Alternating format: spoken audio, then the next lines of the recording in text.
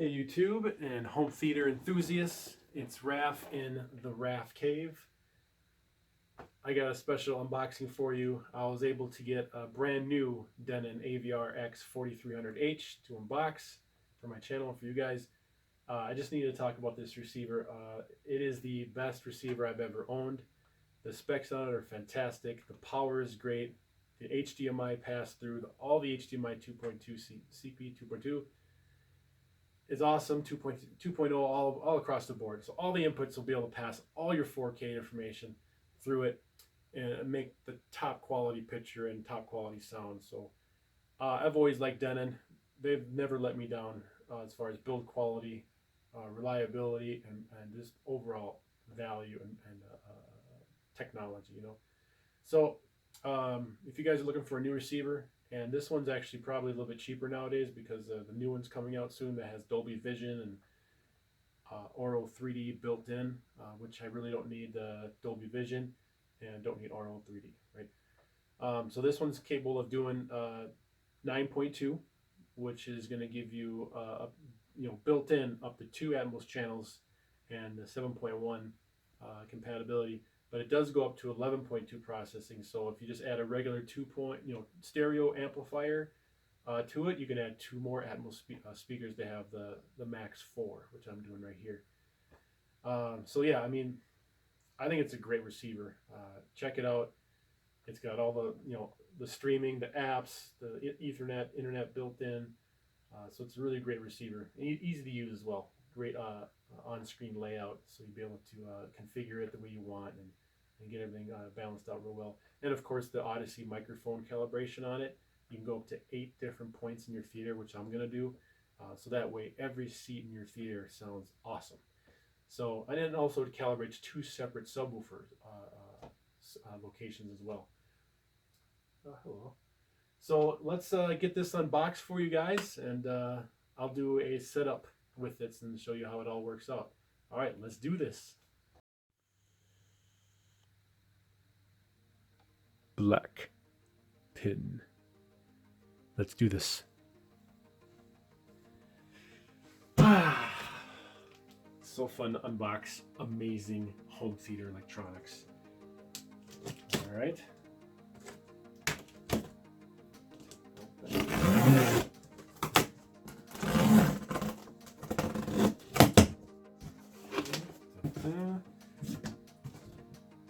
All these features it does.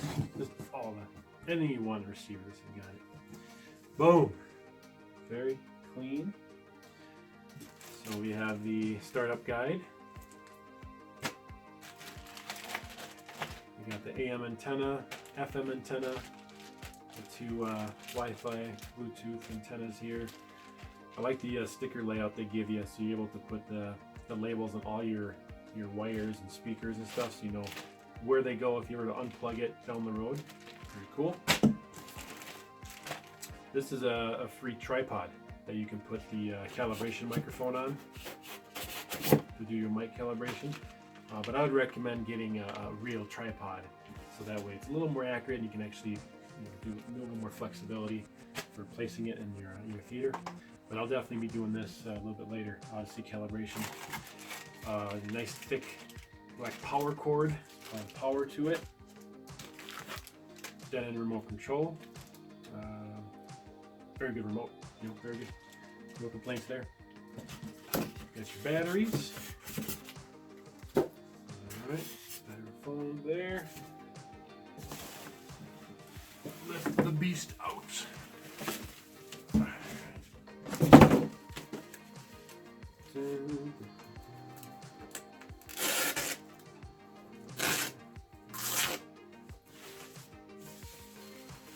Yes, I am a Vikings fan. If you haven't noticed, love my Vikes.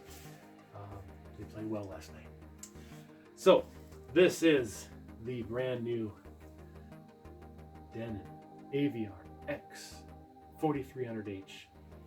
It's got Dolby Atmos DTS:X, Wi-Fi Bluetooth 9.2 channel, 335 watts, 8 HDMI inputs, 3 HDMI outs. Awesome. High-res audio, plays all the streaming apps, mobile apps. You can control it from your mobile phone. and the Audyssey Multi-EQ XT3200. Very, very high quality calibration, which I'll be doing. And just solid, you know, really good weight to it. Look at the back of this beast. Awesome. So I won't be using any of these speaker outs, but they're very nicely labeled. Power cord there, your 2 antennas, Ethernet port, Denon Link HD, a couple opticals, a couple digital coaxes, plenty of analog inputs, your antenna ports. Look at this. HDMI in, 4K HDCP 2.2, all assignable. All 8 inputs are that, not just 3 or 5, all of them, right? Speaking of another company. HDMI out as well, 4K HDCP 2.2. Your main out here, which is ARC compatible. Your zone 2 out, which can send 5.1 to another area in the house if you want. And then your monitor 2, which I use for my small LCD screen there. Component inputs, regular video analog, your zone 2 outputs, and this is my favorite part right here. Boom. So if you're going to run external amplifiers, which I do, run all those RCAs into here to get your sound to it, your signal. So definitely laid out very well. It's got everything I need. So I'm going to get this hooked up in place, and we'll do that 8-point Audyssey calibration to get the best sound in the theater. All right, let's do it. All right, guys. So this is where the receiver is going to go. I just wanted to take a moment to show you the cables that I'm using to plug in. Basically all the RCAs here that are all with those stickers that I mentioned in the box, all labeled, representing each channel of my 2 amps that go to all the speakers. So definitely get good quality RCAs to pass the maximum quality audio signal to the Denon. This is it's a flat 4K wire that I run underneath the carpet over to my HDMI splitter over there, so that passes like the Dish Network, TV, the Shield TV, the box there, and anything else I want to send over here that goes through the carpet for this flat cable. Subwoofer RCAs I have split here to go to the 2 sides, and then I have another subwoofer here which goes to the butt kicker right here for the seats. Then we have an antenna for FM radio. Got that there. This is the trigger to the amplifier, which turns on all the amps when I turn on the Denon. This is the power cord that I'm going to use. This is the Monster Power, I think the 400 series power cable. I mean, this thing, look at that. That's some power, right? So that's what I'm going to use. And that's from the Monster Power Center. And then the main daddy here going to the projector. I just put this in. I had to replace the old HDMI 1.4 cable that I had with the old optical projector, and I'm going to put this new the black platinum monster cable. It's a 35-foot wire, and it goes up to 27 gigabits per second, so it's be able to pass all information from the Denon to the projector.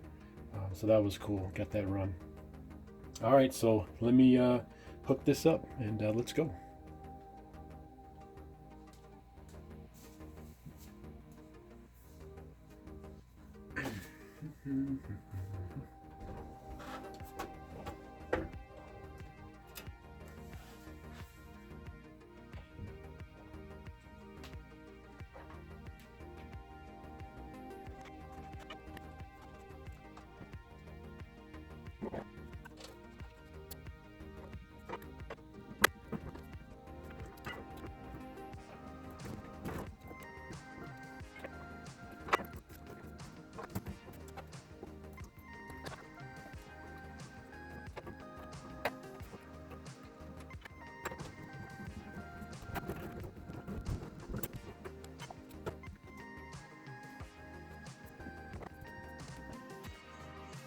Okay guys, so I got it installed.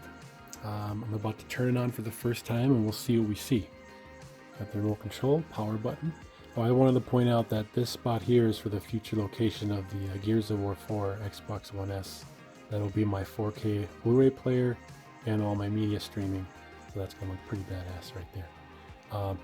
And then also just want to make sure I let you know, remember those black monster cables, the black platinum? Boom, that's going right into that bad boy right there. Full quality. Can't wait. Okay, here we go.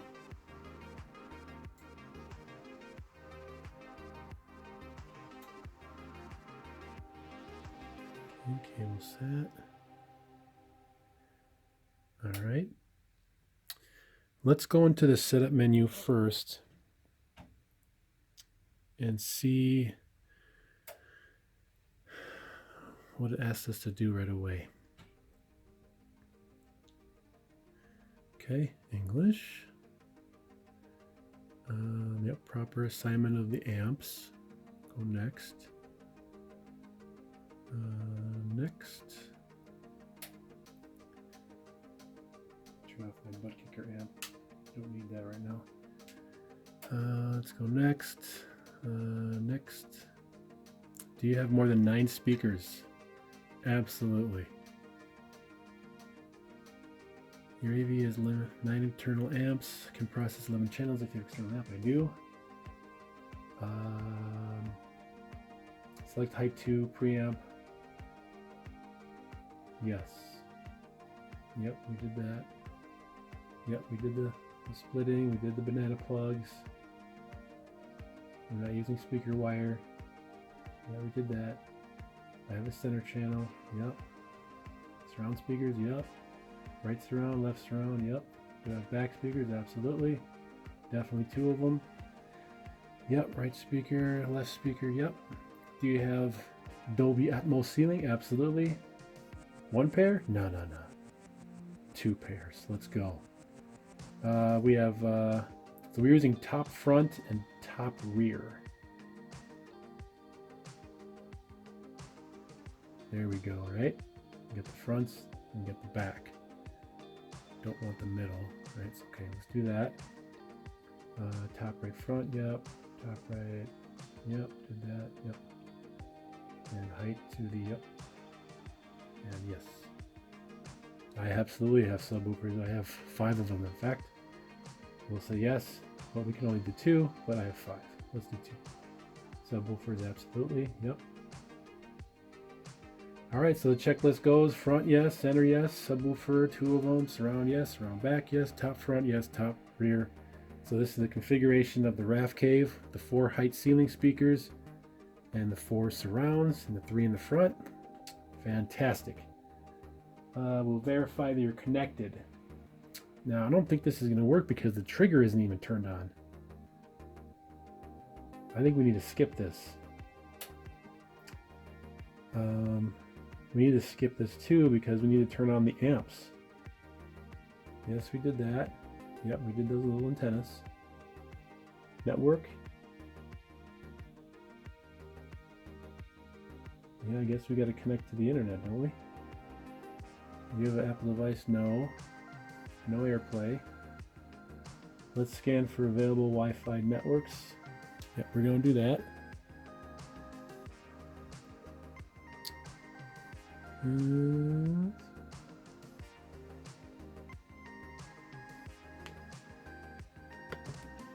We're going to turn it away for this part momentarily. As I'm doing that, I wanted to show you that this is the tripod. It's basically a microphone stand, and you just buy an attachment to put the calibration microphone on top here. And I'll be doing that on the 8 different locations. All right, let me go through this Wi-Fi setup real quick.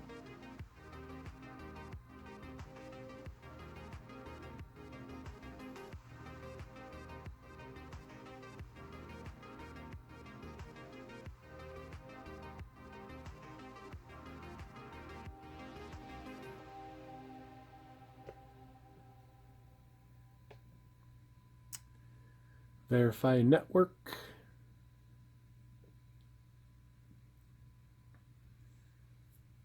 Please wait. Network successful. We're connecting. We're doing a test, okay? Verify. Well, I don't hear anything yet. I need to go to the the trigger. So I'm going to say I can hear it because I know it works. Do you want to turn on auto updates? Absolutely. Time zone, we're in central. TV audio connection. I don't know if I can do this. I don't have the... Let's try it. Let's see. Next. We're not doing that at all. So we're going to skip that. Yeah, let's skip that part. Initial setup. Okay, let's do this. How much time do I have left on here? I'm not sure how much time I have left. Let me check 1 sec. Sorry about the shakiness. Alright, I'm at 6 minutes. Cool. I got 4 minutes. Let me run through this real quick. Alright, so we're using cable satellite, HDMI. Yes. Yes, I'm sure we can see it because we already did. That's from the HDMI switcher.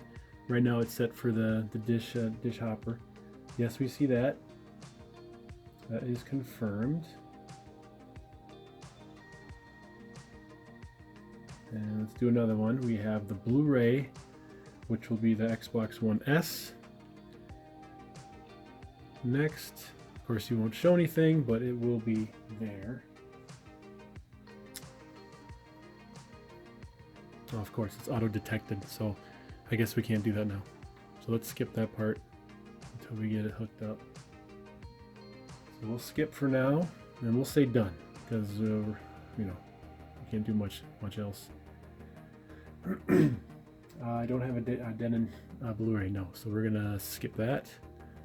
Do you want to provide information? Yeah, you know, I don't know. I haven't had a problem with it, so sure. All right, enjoy. Cool. Now, the most important thing we gotta do now, since I'm using separate amps, I need to turn on the triggers before I can do anything. Let's see. Is it an audio? Nope. Inputs? Don't know. Speakers. I mean, let's go to general. There it is. Trigger 1 out. So that's what we're using.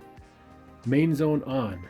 Okay, so if they're on and nothing happened, that means something was unplugged. Oh, can you see this? My fault. I usually unplug this when I'm working on stuff. So this is the trigger. This outlaw amp is triggered to the zone 1, which triggers a smart power strip back there, which turns on the outlets for the Carver Premier and the Butt Kicker amp. So click, click, click. All the time. It's cool. All right, so now we have the amps established and then the triggers are turned on. Now we can go into the calibration.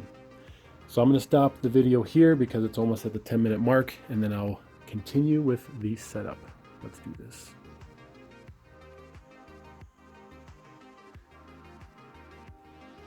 All right, guys, I'm going to start the Audyssey calibration. As you can see here, it's just going to tell me where to put the microphone stand and where to test the locations. I'm going to do 8 of them. I might not get them all in this take, but I'll do as many as I can. All right, so here we go. And the microphone is here. I'm going to start out with the center location and then go from there. All right, here we go.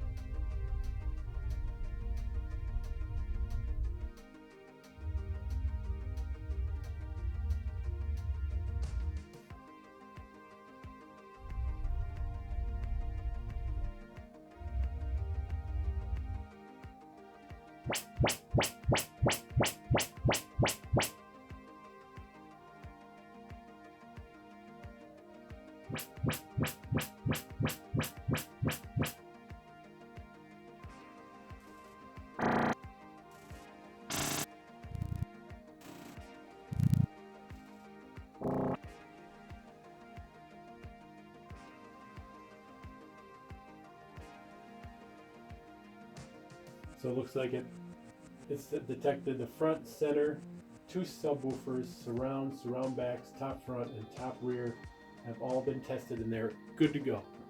So basically I would go to next, and then it would tell me to put the microphone in the second location. So basically I just move it and I'll do whatever it says and go through the whole thing.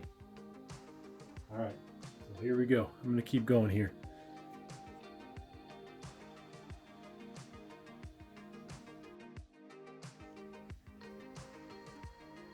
Alright guys, so I just finished calibrating 8 separate locations. So now I'm going to let the receiver do all the calculations and make sure that everything just sounds perfect, right? So we're going to continue. Do I want to turn on dynamic EQ? No, because I want the full sound no matter what volume it is. I'm going to say no.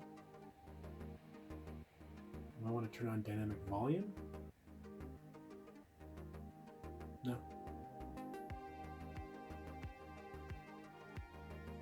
Alright, so now it's analyzing room data.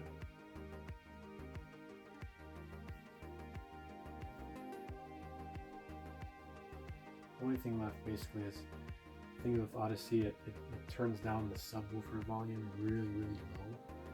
But in real world, you want to turn that up a little bit. So it's kind of play it by ear. I really don't do subwoofer testing. I just want to watch my favorite scenes that I know what kind of bass there is. So I'm going to raise it up right about there, maybe a couple notches above it. So it just sounds awesome.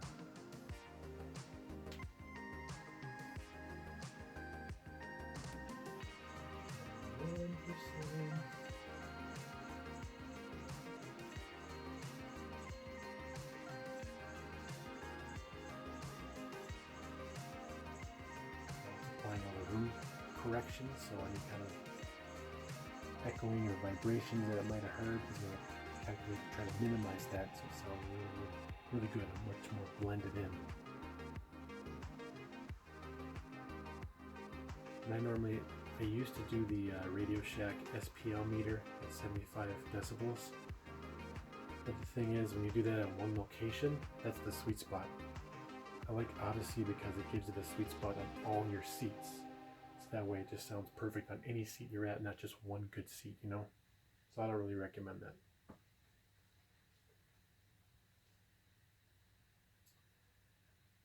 Disconnect the microphone. Next. Audyssey speaker calibration completed.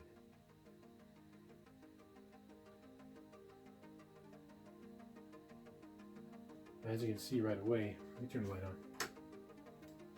As you can see, it's set my speakers to large. I wouldn't recommend that because you want your speakers to be on small mode, so they only receive 80 Hertz and above. And you want all the 80 Hertz and below to be the subwoofer. That way you get clean highs and clean mids out of your speakers and not straining to reproduce that lower bass volume. Just let your subwoofer do its job and just handle all that low frequency. So you can set all the distances correctly there.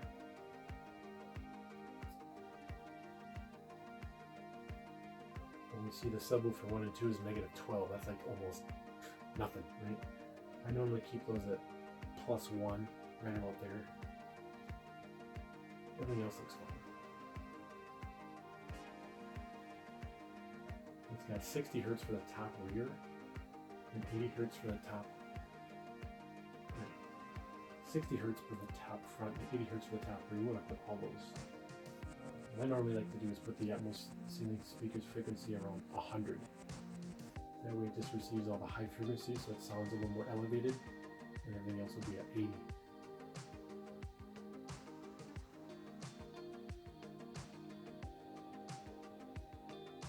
So I go to crossovers. Let's back up a sec.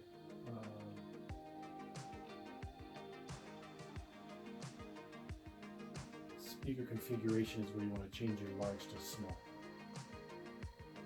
Front and center at small. Everything else is at small.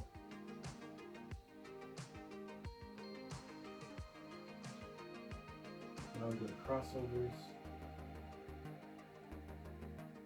I put my fronts at 80. center at 80, surrounds at 80, surround backs at 80, top front I put at 100, and top rear at 100.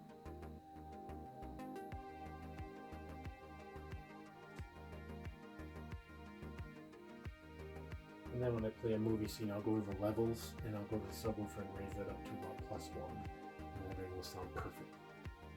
Alright guys, so that's the setup calibration of the new Denon receiver. I guess that's pretty much it. That's the unboxing. Thanks for watching.